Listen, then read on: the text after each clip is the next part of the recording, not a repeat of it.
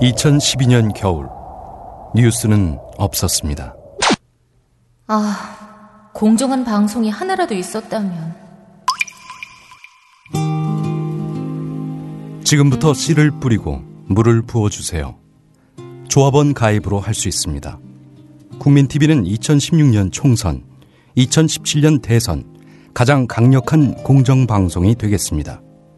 민주주의의 가장 확실한 투자, 국민TV. 포털 사이트에서 미디어 협동조합 국민TV를 검색하세요.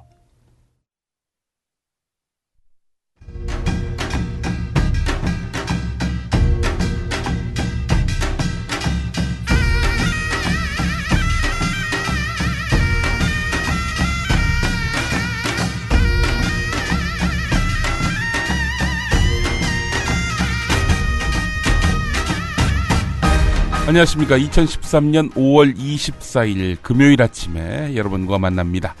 전 김용민입니다.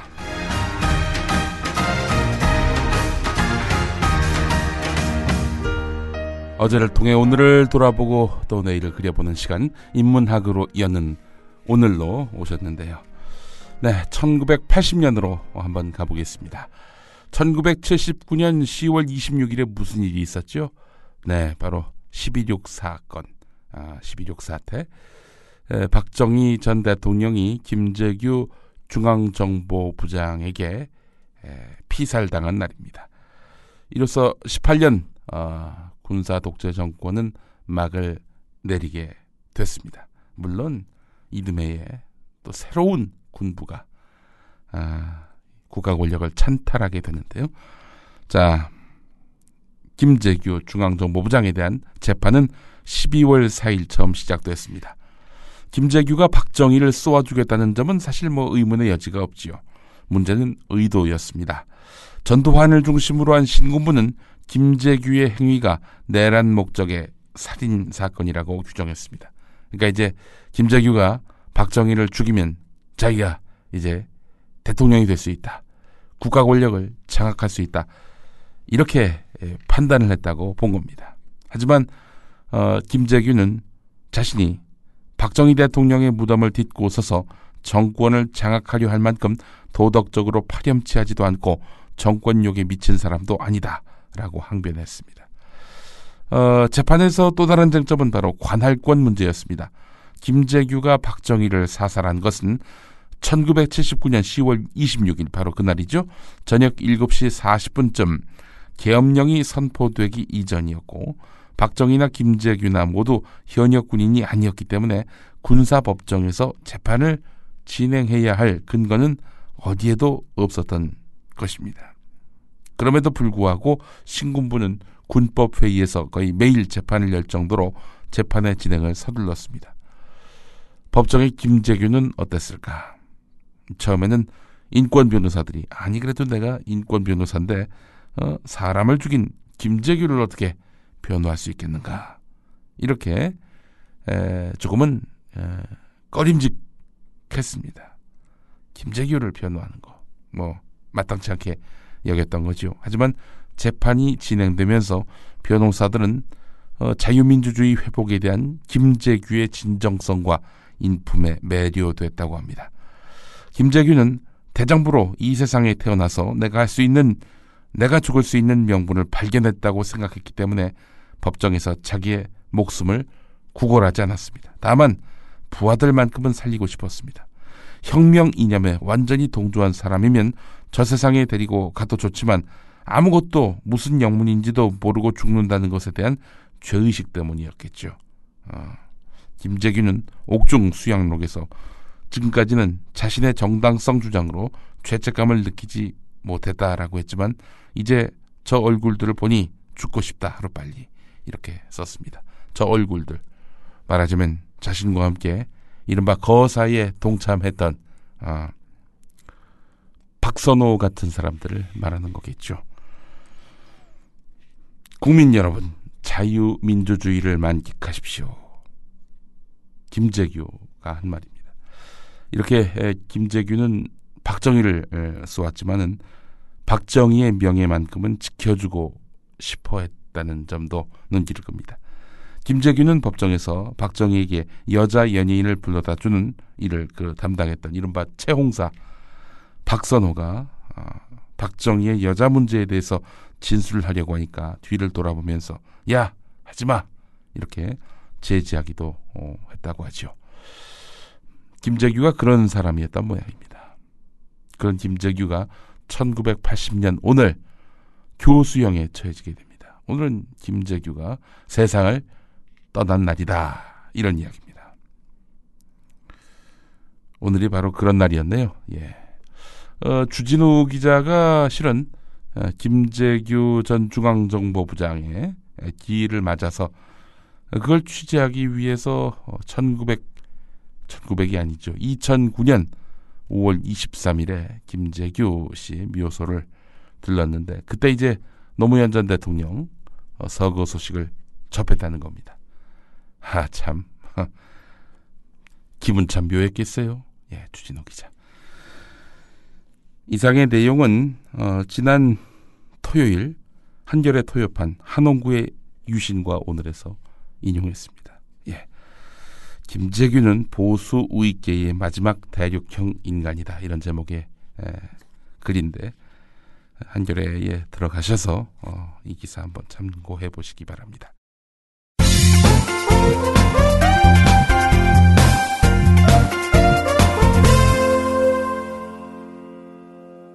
인문학으로 여는 오늘 함께하고 계십니다. 5월 24일에 여러분과 만나고 있습니다. 1954년 오늘은 로버트 카파라는 사람이 세상을 떠난 날입니다. 전설적인 종군 사진가지요. 예. 로버트 카파가 얼마나 위대했냐면 카파이즘이란 말까지 만들어낸 주인공입니다. 만일 사진이 좋지 않다면 그건 당신이 충분히 접근하지 않은 탓이다. 이런 말도 남겼죠. 로버트 카파, 이 사람이 자신의 이름을 세상에 각인시킨 것은 1936년 스페인 내전 때였습니다. 병사의 죽은 사진. 스페인 인민전선파 병사가 참호를 뛰쳐나오다가 날아오는 기관총탄에 맞아서 양팔을 벌린 채 쓰러지는 순간, 이 순간을 로버트 카파가 잡았던 겁니다. 이후에 로버트 카파는 여러 전쟁터의 최일선을 누비면서 인간이 저지른 가장 추악한 폭력을 줄기차게 고발했습니다. 카파에게 있어서 내 편, 네 편, 이런 구분은 중요하지 않았습니다. 전쟁이라는 절박한 상황에 처한 인간의 내면 세계를 표현했다는 점, 이것이 바로 카파이즘을 가능하게 했던 그의 저널리즘의 핵심적인 기반입니다. 로버트 카파는 1954년 오늘 세상을 떠났는데 그냥 나이가 돼서 떠난 것이 아니라 5번째로 취재하던 인도차이나 전장에서 지뢰를 밟아서 41살 나이로 생을 마감합니다. 제가 카파이즘이라고 했습니다. 카파이즘은 무엇일까? 휴머니즘과 현장주의를 하겠습니다. 카파의 정신은 1947년 그가 주도해서 만든 매그넘에 남아있습니다. 매그넘. 세계적인 사진가 50여 명으로 구성된 매그넘은 이념과 자본을 떠나서 자유로운 영혼으로 역사를 기록하면서 독립적인 예술 세계를 구축해왔습니다. 현역 작가인 알렉스 웹은 이렇게 말했습니다. 내가 아는 유일한 현장 접근 방식은 걷는 것밖에 없다. 거리의 사진가라면 모름지기 늘 걸어라. 그리고 보라. 그리고 기다렸다가 말을 건네고 또 보고 또 기다려라. 수천 킬로미터의 미국과 멕시코 국경지대를 걸어서 대표작 크로싱을 만들었습니다. 자, 매그넘, 라틴어로 위대하다 이런 뜻이죠. 우리나라에도 멋진 매그넘 회원이 생겼으면 하는 바람이 있습니다. 요즘에는 거의 모든 국민이 스마트폰을 갖고 다니고 있고요. 스마트폰이 아니더라도 웬만하면 다 사진 기능이 장착된 휴대전화를 갖고 다니지 않습니까? 그 노천만의 그런 카메라가 전국 방방곡곡에 누비고 있는 현실입니다. 뭐 반드시 매그넘 회원이 아니더라도 이런 시민 사진 저널리즘이 만개했으면 하는 그런 바람이 있습니다. 예. 사진 작가, 사진 기자의 전유물만은 아니죠. 사진을 통한 역사 기록이 말입니다.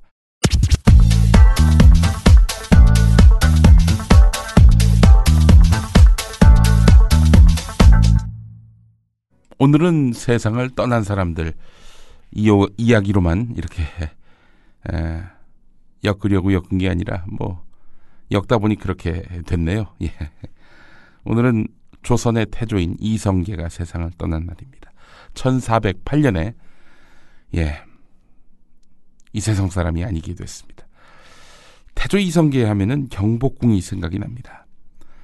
태조 이성계를 도와서 고려 왕조를 무너뜨리고 조선 왕조를 세운 정도전, 1395년 한양의 새 궁궐이 준공되니까 경복궁이란 이름을 붙였습니다.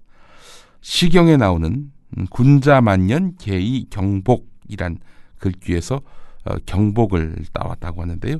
새 왕조의 위엄을 세우기 위해서 개성에서 한양으로 도읍을 옮기고 거기에 걸맞는 새 궁궐을 지어야 한다는 것이 정도전을 비롯한 당시 역성혁명을 주도한 주체 세력들의 생각이었습니다.